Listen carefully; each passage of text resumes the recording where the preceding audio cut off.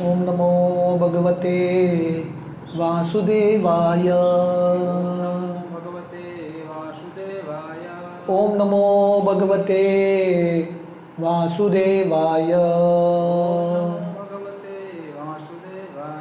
ओम नमो भगवते वासुदेवाय। नारायणं नमस्कृत्य नरं चैव नरोत्तमं देवीं सरस्वतीं व्यासं ततो जायमुदीरये। नष्टप्रायेषु अभद्रेषु नित्यं भागवत सेवया भगवती उत्तमश्लोके भक्तिर्भवति नैष्टिकी। कृष्णाय वासुदेवाय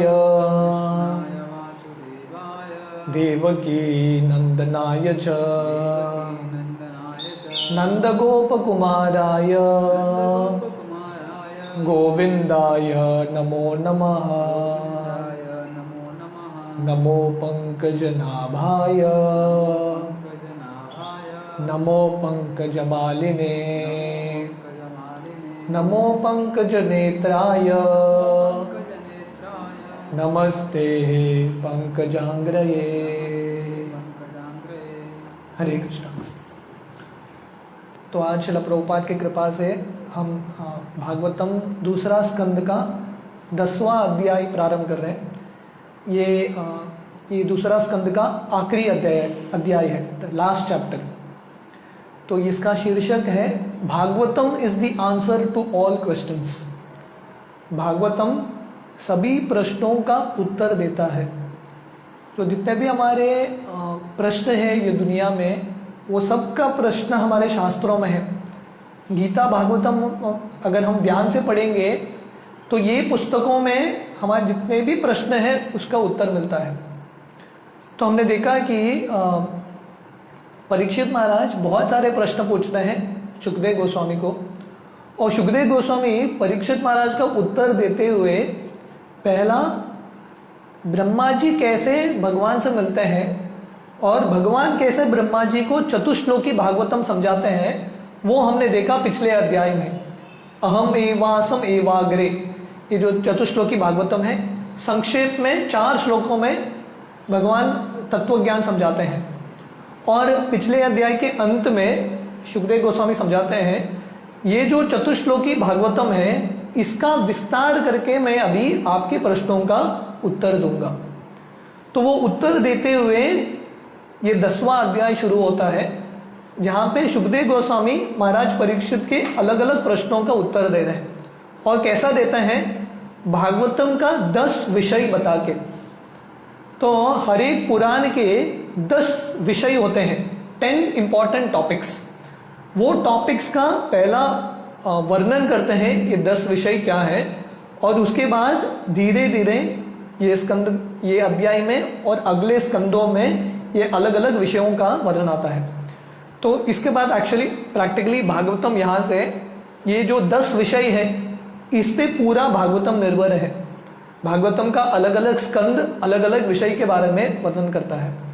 तो ये भागवतम की 10 सब्जेक्ट मैटर्स क्या है, what are the 10 divisions of Bhagavatam, उसका वर्णन आता है पहले श्लोक में। श्री शुक उवाच अत्र सर्गो विसर्गश्च स्थानं पोषणम् ऊतय मन्वन्तरानेषु अनुक्ता निरोध मुक्तिराश्रय। श्री शुक उवाच अत्र सर्गो विसर्गश्च स्थानं पोषणम् ऊतय मन्वन्तरानेषु नकता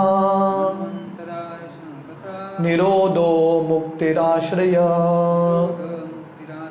श्री शुक उवाच अत्र सर्गो विसर्गश्च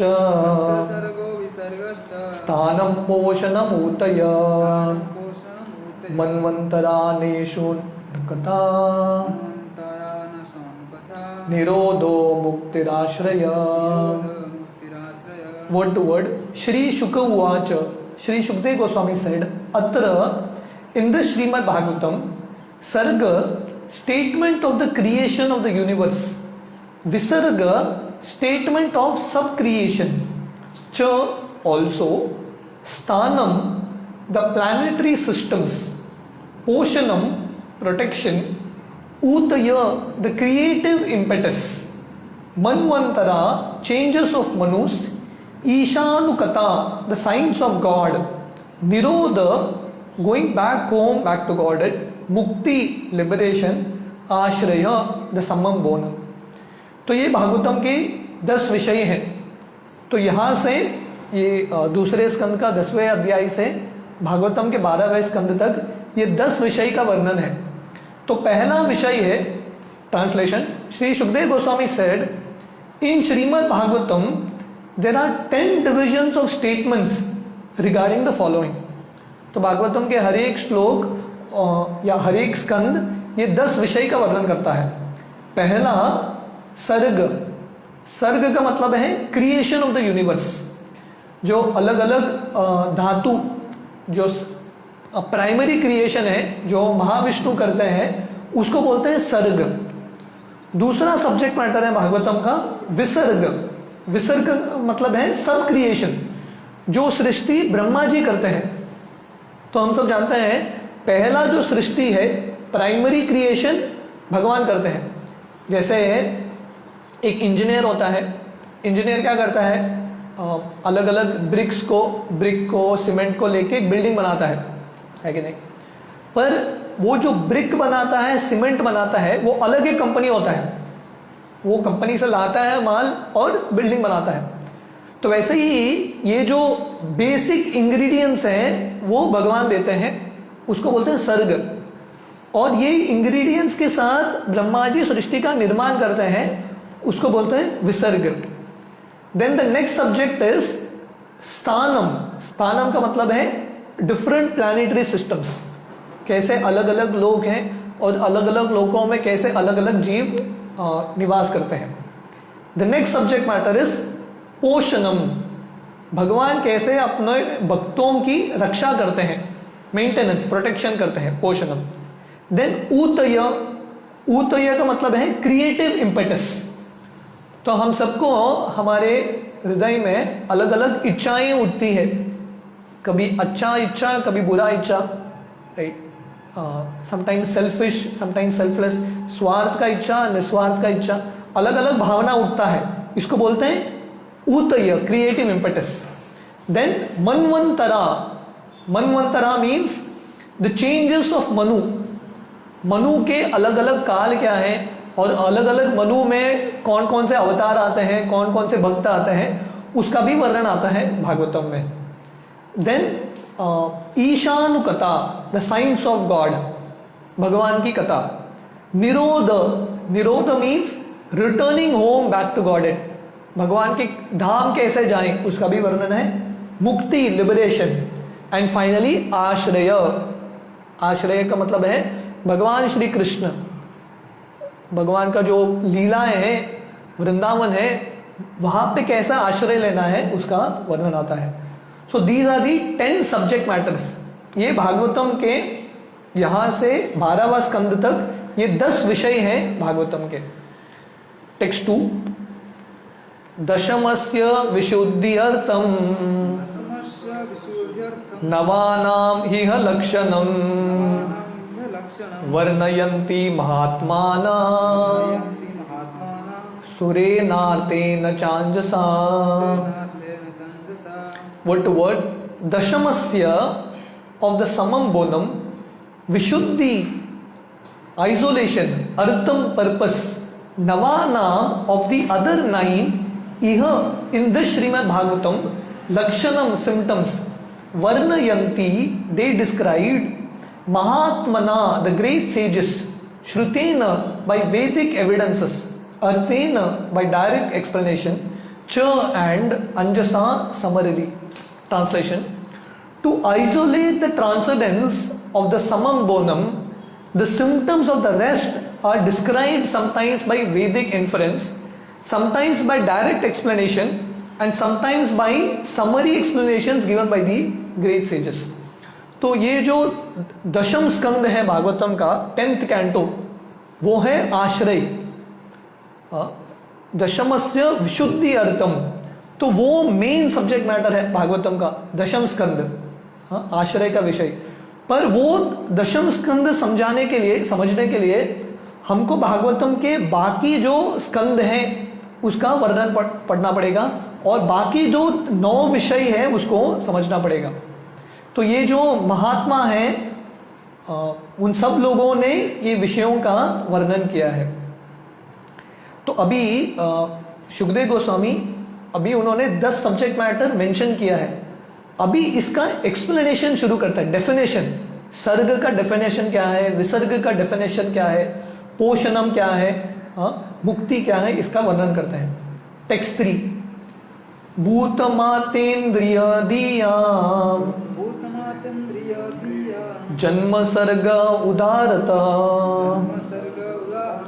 ब्रह्मणो गुण वैषम्यात् विसर्ग पौरुषो स्मृता। Word to word, bhuta, the 5 gross elements, the sky, etc. Matra, objects perceived by the senses. Indriya, the senses. Dhyam, of the mind. Janma, creation. Sarga, manifestation. Udarata is called the creation. Brahmana, of Brahma, the first Purusha. Guna, Vishamyat, by interaction of the 3 modes of material nature. Visarga, recreation. Paurusha, resultant activities. Smrita, it is so known. देखिए शुकदेव गोस्वामी कितने systematically Parikshit महाराज के प्रश्नों का उत्तर कर रहे हैं। तो परीक्षित महाराज ने अलग काफी सारे प्रश्न पूछे। तो पहले शुकदेव गोस्वामी ब्रह्मा जी का वर्णन करते हैं, कैसा ब्रह्मा जी ने ये चतुश्लोकी भागवतम सुना भगवान से। उसके बाद भागवतम में 10 विषय हैं, ये 10 विषयों का नाम देते हैं। अभी एक एक विषय का डिस्क्रिप्शन, डेफिनेशन देते हैं, सर्ग क्या है, विसर्ग क्या है। ये डेफिनेशन देने के बाद थोड़े श्लोकों में उसके बाद एक एक विषय को लेते हैं, सर्ग पूरा एक्सप्लेन करते हैं, ये सर्ग कैसा होता है, विसर्ग कैसा होता है। तो देखिए कितने सिस्टमैटिकली प्रेजेंट कर रहे हैं Shukdev Goswami. First class teacher, very systematically is presenting. तो यहाँ पे ये श्लोक में सर्ग और विसर्ग का डेफिनेशन आता है। The elementary creation of the 16 items of matter, namely 5 elements, fire, water, land, air, sky, sound, form, taste, smell, touch, and eyes, ears, nose, tongue, skin and mind is known as sarga. तो सर्ग का मतलब है primary creation या elementary creation.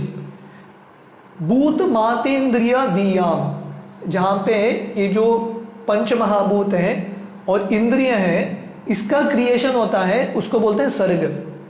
तो ये भौतिक दुनिया 16 चीजों से बना है, 16 आइटम्स ऑफ मैटर।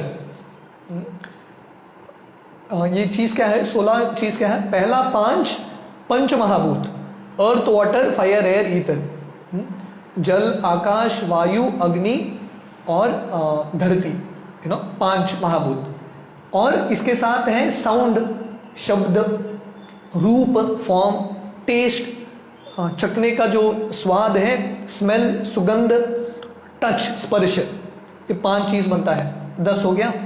उसके बाद 5 इंद्रिय, आईज, ईयर्स, नोज, टंग, स्किन, हमारे 5 ज्ञान इंद्रिय, कितना हो गया 15, एंड माइंड, मन। तो इस तरह से 16 एलिमेंट्स, इसको बोलते हैं सर्ग। ये 16 चीज कौन बनाता है, भगवान विष्णु बनाते हैं, ब्रह्मा जी नहीं करते। तो ये जो एलिमेंट्री क्रिएशन है वो भगवान से आता है। उसके बाद विसर्ग ब्रह्मा जी करते हैं। whereas the subsequent resultant interaction of the modes of material nature is called विसर्ग। उसके बाद ये 16 चीजों को लेके ये 3 गुणों के साथ जो मिश्रण होता है, जो ब्रह्मा जी करते हैं, ये सृष्टि का निर्माण, अलग अलग शरीर का उत्पन्न जन्म देते हैं, 84 लाख योनि, वो ब्रह्मा जी करते हैं और इसको बोलते हैं विसर्ग या secondary creation. Purport: In order to explain the 10 divisional symptoms of the Srimad Bhagavatam, there are 7 continuous verses. तो पहले तो शुकदेव गोस्वामी 10 विषय बताते हैं भागवतम का, नेम करते हैं 10 विषय क्या है। इसके बाद ये श्लोक से अगले जो 7 श्लोक हैं, शुकदेव गोस्वामी एक एक जो विषय है भागवतम उसका डेफिनेशन देते हैं। The first of these under reference pertains to the 16 elementary manifestations of earth, water, etc. with material ego composed of material intelligence and mind. तो इसमें से पहला चीज है सर्ग, जहाँ पे ये 16 जो भौतिक पदार्थ है उसका वर्णन आ रहा है। The subsequent creation is a result of the reactions of the above mentioned 16 energies of the first Purusha, the Mahavishnu incarnation of Govinda, as later explained by Brahma in his treatise Brahma Samhita. तो ये जो पहला creation है, सृष्टि का निर्माण, सर्ग, जहाँ पे ये 16 भौतिक पदार्थों का निर्माण होता है, द्रव्य का निर्माण होता है, वो पहले पुरुष अवतार भगवान महाविष्णु करते हैं।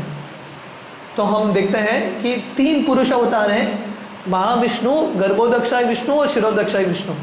ये जो 16 द्रव्य हैं महाविष्णु बनाते हैं। और ये महाविष्णु का जो वर्णन है ब्रह्मा जी ब्रह्म संहिता में करते हैं 5.47 एज फॉलोज: यह कार नाम जले भजति स्म योग निद्राम अनंत जगतंद सरोम कूपा आधार शक्तिम अवलंब्य पराम स्वमूर्तिम गोविंदम आदि पुरुषम तमहम भजामि।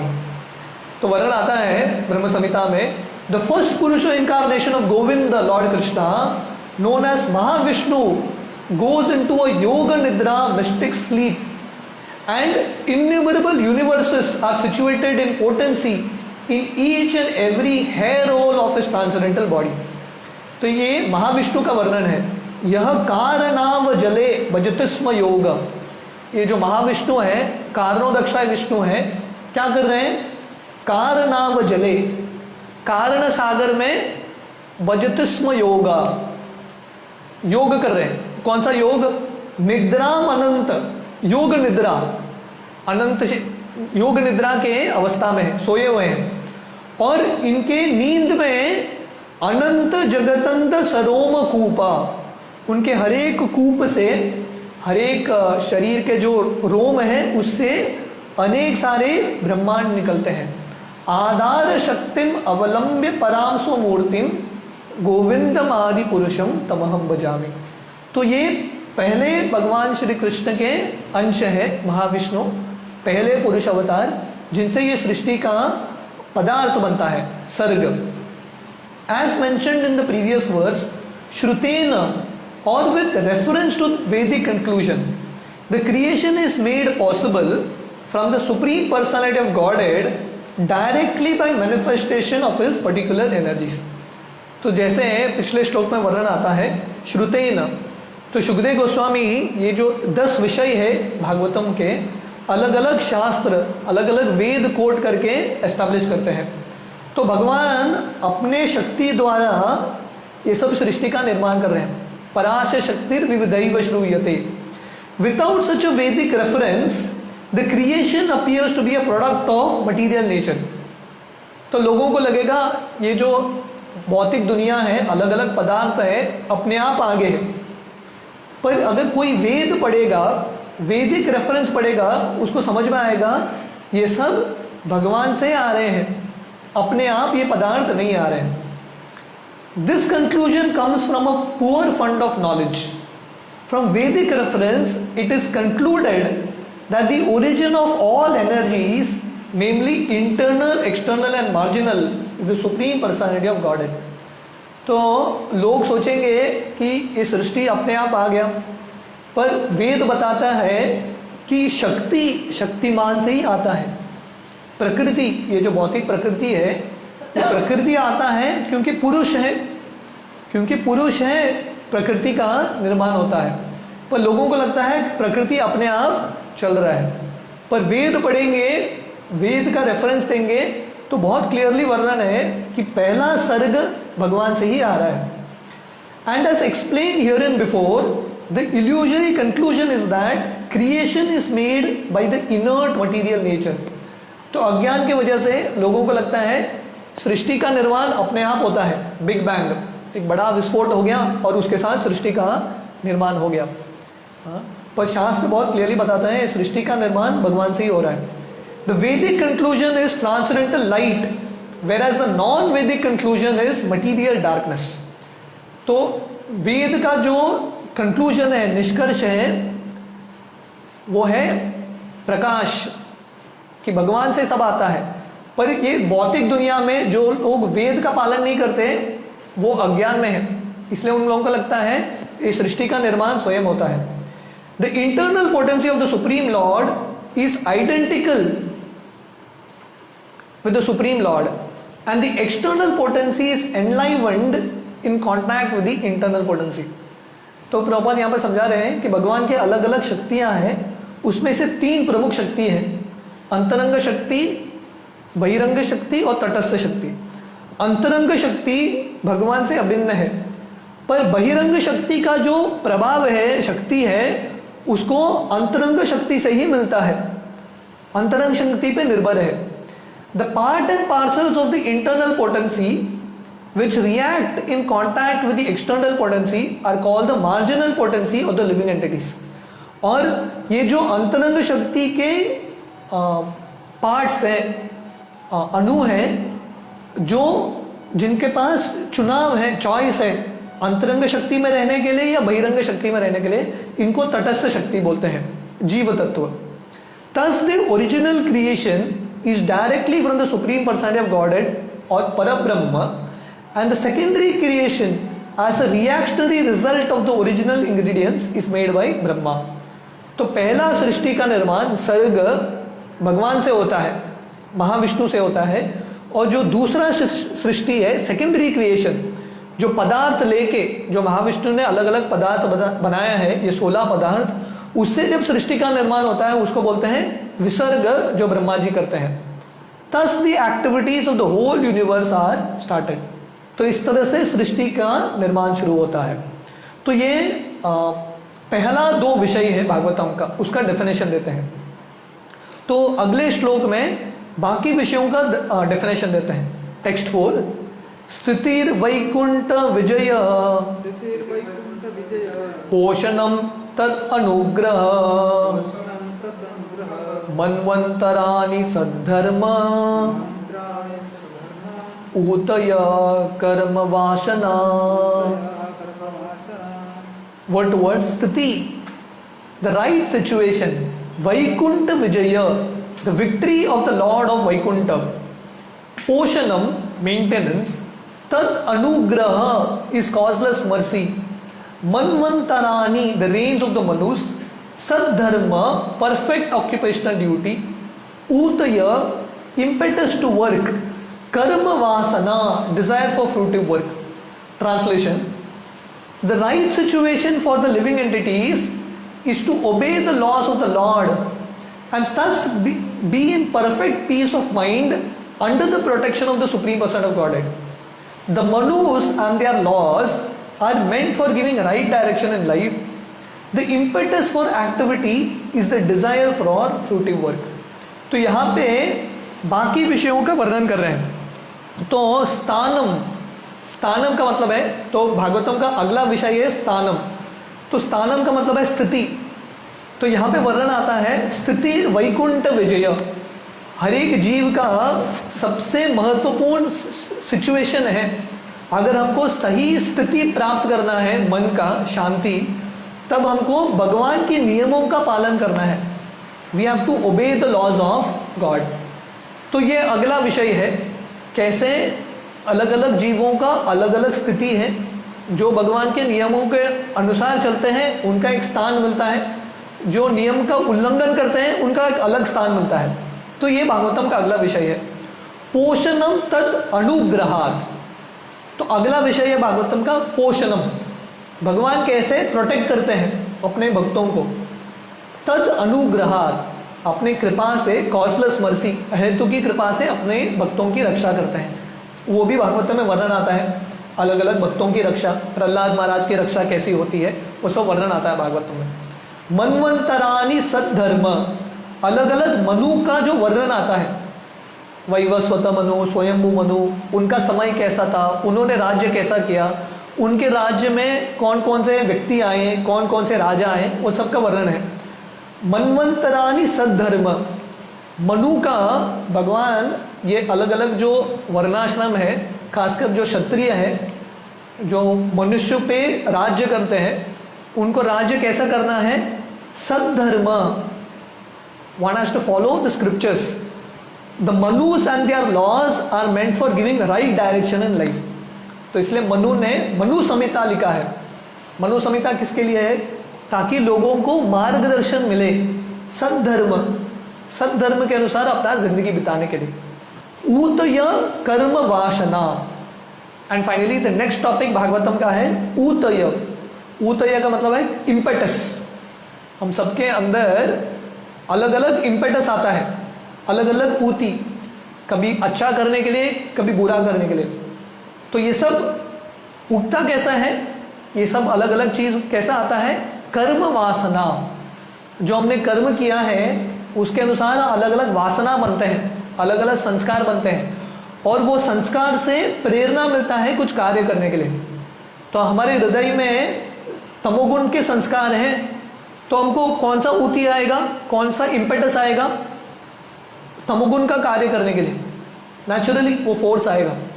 अगर हम सत्वगुण का संस्कार रखते हैं या भक्ति का संस्कार रखते हैं तो भक्ति के कार्य करने के लिए अनुकूल होगा। तो इसका भी वर्णन आता है। तो ये जो परपोर्ट है हम कल सुबह पढ़ेंगे।